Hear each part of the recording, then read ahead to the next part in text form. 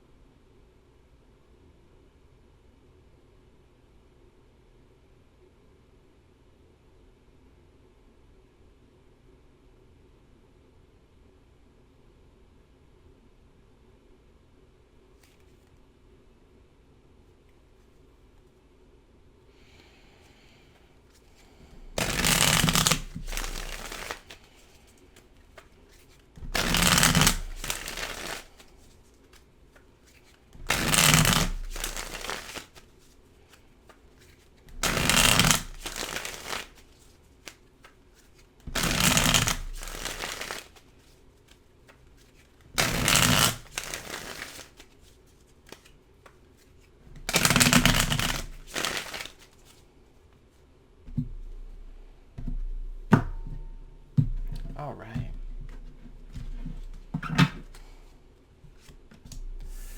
Okay, so money, work, personal path and well-being irrespective of others, home, love and romance, your social life and friends and contacts, and your advice with regards to this week. Okay, and the final thoughts for this week. Okay, so when it comes to money, you've got the Chariot reversed. This is going to be a very good week for you financially speaking, but you may find yourself kind of running on E a lot of the time. The Chariot card reversed is all about things kind of working at a very fast-paced speed, perhaps even getting a little bit out of control sometimes. So you want to be smart about how you go about portioning yourself and your availabilities. The Chariot card reverse can indicate we are doing quite well, but it may not be sustainable, the schedule, or again, the commitments that we are making. And you may find yourself in spaces where you can't be in multiple places at once. Financially, you're doing okay, but you don't want to set a precedent with this, and you certainly don't want to make an impression of this being the real deal or being what people would expect from you. So be careful, but the Chariot reversed is indicating, again, a very lucrative week, albeit one that could be potentially treacherous if you are not smart about it. And I'm going to keep that in mind myself. For your work life, you've got the Six of Swords upright. And so the Six of Swords is all about a very important transition or move that could be coming on the table that is going to be really taking care of you. This could be something going on internally, such as a transition of leaders, or maybe you getting a chance to migrate roles. Or if it's not something so literal, this could also indicate you being transitioned from an era or maybe a time that you've been spending at work into something much more comfortable. This is all about going on to greener pastures, and this can also be a time where you're getting help, getting ferried away from a difficult situation. A lot of you are also going to find with the Six of Swords upright, you may be stepping onto, or into new territory in your workspace or in your career, which is leaps and bounds easier and more profitable than what you've been used to or have come to expect from your vocation, from your field, or maybe even your office. For your personal well-being and your path, irrespective of others, you've got the Six of Cups reversed. This is going to be a week of breaking away from the past, ending past patterns that may have accidentally started repeating or have been repeating, as well as also getting a chance to undo or unmake the legacies of the past, whether these were old decisions that you made or things that maybe followed you from the choices and decisions made by those who came before. Old connections, old jobs, even things that could go back to, family of origin, right? The legacies of the parents kind of thing.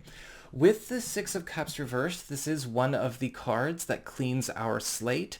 So be prepared to venture out into new territory, and maybe, if you feel tempted to revisit the past or restart up anything that pops up this week that tempts you to, you hold back. For your home life and your living situation and your home economy, you've got the Ten of Wands upright. And so the Ten of Wands upright is all about a very big project, a very big pursuit, or a very big transition that is likely just taking up a whole lot more time and energy. And you may be finding that this is something that you and your family, honestly, or those around, are just kind of struggling to see through. This is something where we might need to find a way to simplify or uncomplicate or bring in some help with.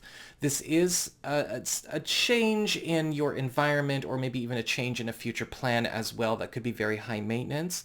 This is also going to call you to pay attention to where an opportunity or something that you've been trying to make happen for yourself, for your home economy, could be too high maintenance, too time consuming, or too costly as is, and we might want to think about a different strategy. For your love life and romance, you've got the Five of Wands upright. And so the Five of Wands is a very hectic card. It can indicate a lot of activity, a lot of social involvements, but also some butting of heads and quarreling. And for those of you who are single or available to new people, some of you may find that, you've got more than one potential opportunity showing up this week, but you might not necessarily feel like you can make up your mind. And you could also find that you are attracting people that you just don't really jive with among them. And so you're going to have to maybe be a little bit more upfront about where you are, what you're looking for, and who you are. Otherwise, it might feel like we're kind of in a sea of options, and it's very few are ones that we like. For those of you who are coupled or are married, the Five of Wands is indicating there could be something coming up where you and a partner are going to be confronting maybe a problem with another household, a problem that is outside the relationship where we need to be ready to throw down a little bit more intently than we have.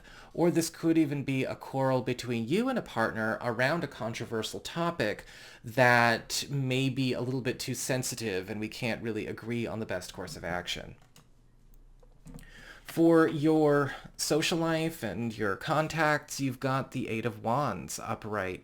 And so we've got some kind of news that is going to be speeding up growth or speeding up developments with an aspect of our world because of this news. A lot of the times the Eight of Wands is sort of putting jet fuel or a shot of caffeine into a project or into a pursuit or a venture that we are on. This could be a lot of fast messages coming from a friend or a contact that's helping to boost and move things along, very important information, even resources coming your way, or maybe somebody getting involved and speeding things up themselves. This is all for the good, so you're going to have to find a way to keep up the pace. For your final thoughts or your advice here, you've got the Six of Pentacles upright. Be choosy when it comes to your options. It's okay to be choosy. Not all opportunities are worth us clinging on to. That's the first part of the Six of Pentacles. But the second part of the Six of Pentacles is know when to ask for help and know when to allow help to come your way. Good help. The Six of Pentacles can indicate people taking chances on us, being generous with us, volunteering, getting involved. And this is a week where you've got a lot on your plate. A lot of it good, but a lot nonetheless. And with the Six of Pentacles, it's okay to get more people involved, and it's okay to receive the help that they're offering to you, well, quite generously. So that is what I've got for you all. I hope you enjoyed it. If you did, don't forget to like, share, and subscribe. You know I appreciate it. And should you ever want to get a session with me, you can go on ahead to my website. It's integrativemysticism.com.